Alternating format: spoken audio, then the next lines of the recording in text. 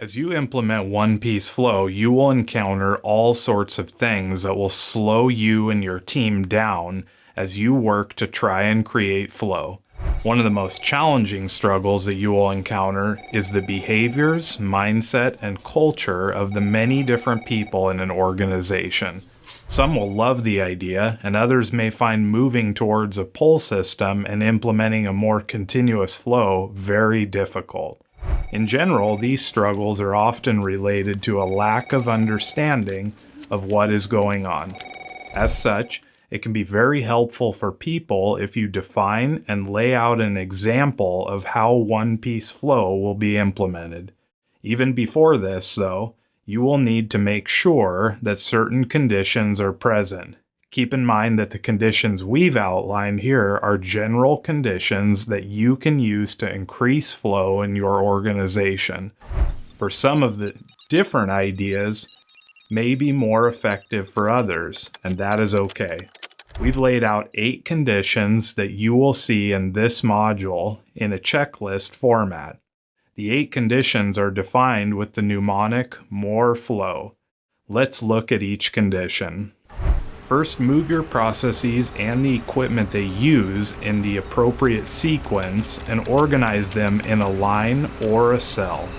Next, operate using smaller, more accurate, and specialized equipment.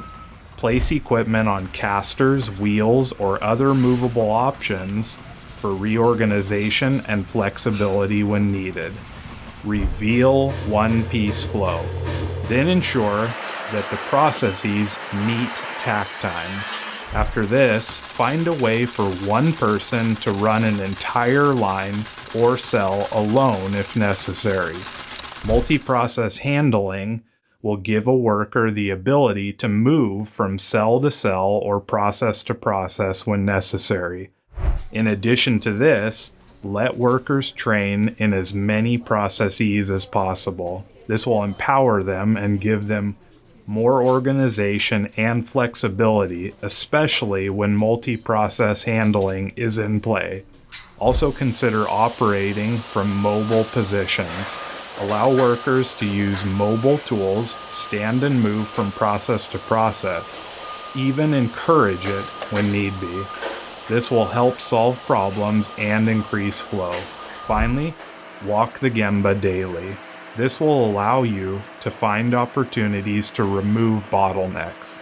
This checklist can be a simple way to check and make sure each of the items are happening, as well as creating more flow. We'll see you in the next module.